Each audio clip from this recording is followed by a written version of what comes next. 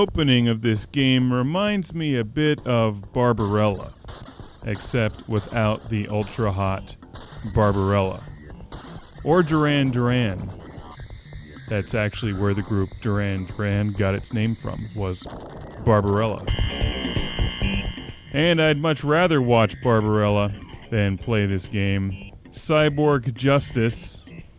You know, there was a Jean-Claude Van Damme movie called Cyborg, but I'd rather play this game than watch Cyborg. So this is somewhere in between the Van Damme movie Cyborg and Barbarella, but skewed more towards the Cyborg part of that spectrum. Alright, well, we really don't give a shit what the plot is, but there's cyborgs and robots, and they have guns.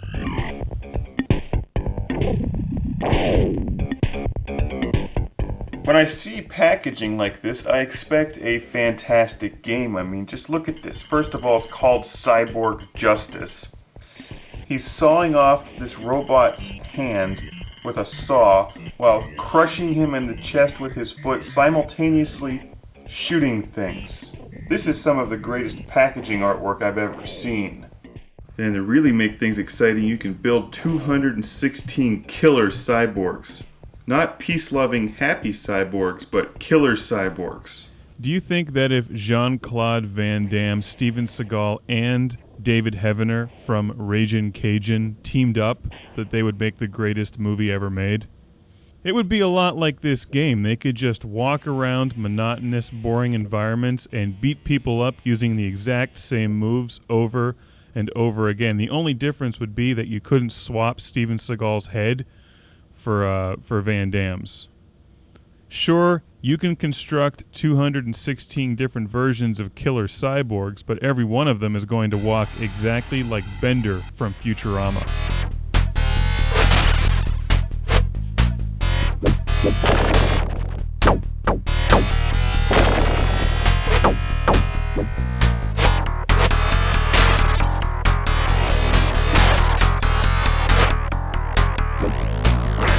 Cyborg Justice isn't a god-awful game, but it certainly does not live up to the packaging or the description. My main problem with this game is in the controls and the monotonous gameplay. You can give your cyborg different bodies, arms, and legs, and the different arms do different things. Like you have a flamethrower arm, you have an arm that's a saw, you have one that rapidly punches things. There's an arm that shoots a laser beam, an arm that shoots itself.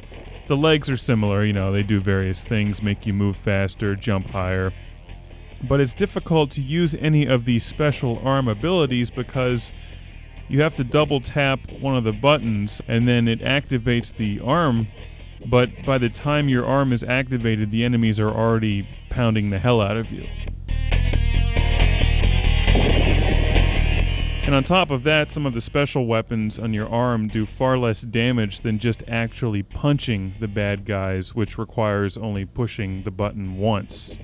So 95% of the time that you're playing Cyborg Justice, you're simply trying to sucker punch people, which takes a huge amount off of their power bar, and then kick them, which takes another large chunk off their power bar.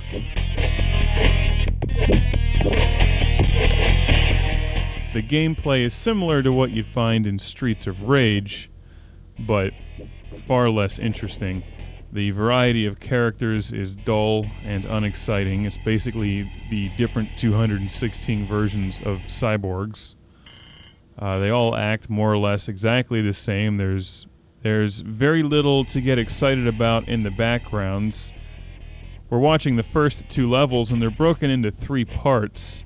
And the only difference between the 3 parts is primarily that the colors change for each additional screen that you get to.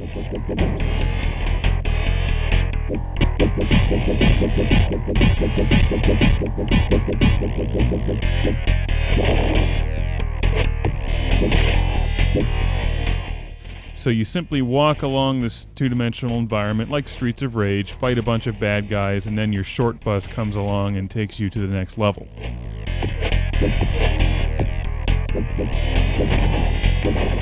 That's literally all this game is. The music is horrible and incredibly repetitive.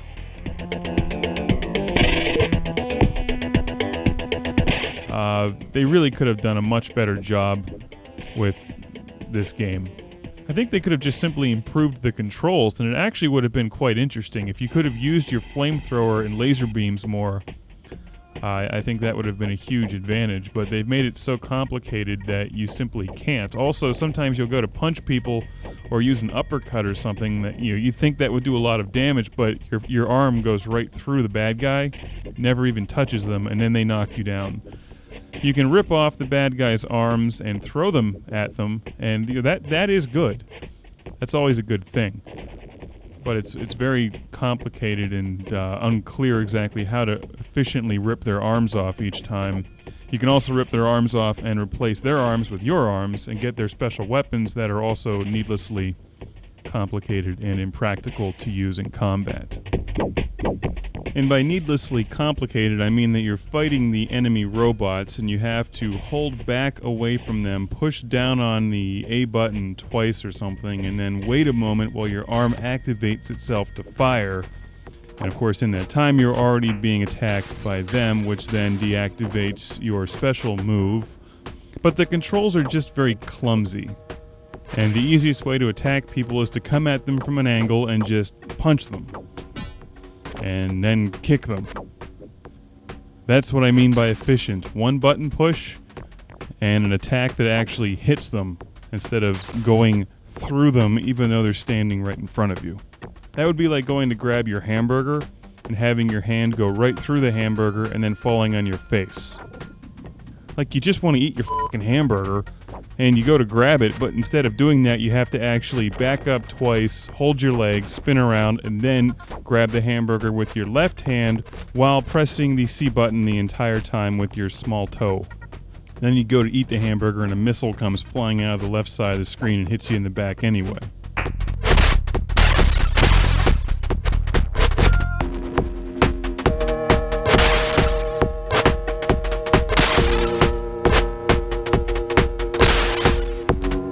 Here's the game cartridge that I previously used as a shining example of Sega Genesis cartridge design and mastery. And the instruction manual sits within here. You can see they've tried to explain most of the moves in here, but they just don't seem to work the same way on screen, or at least not in any sort of efficient, logical fashion. If you really want to play a good futuristic side-scrolling beat-em-up on the Genesis, I recommend MAZIN SAGA MUTANT FIGHTER on the Genesis. We'll get to that in a separate Classic Game Room review. Each of the 3 sub-levels has an end boss that you confront, which looks like a deformed Ed 209 from RoboCop. He ripped off my arm, so I'm going to go in and try to use my punching move on him. Got him once. And then he somehow grabs me, rips off my torso, and even though I had 2 extra lives left, it's game over. Whatever, it's time to go play MAZIN SAGA Mutant Fighter because that game is awesome. And everything that this game does wrong, Mutant Fighter does right. And we'll get to that here on Classic Game Room. In the meantime, go and watch Barbarella.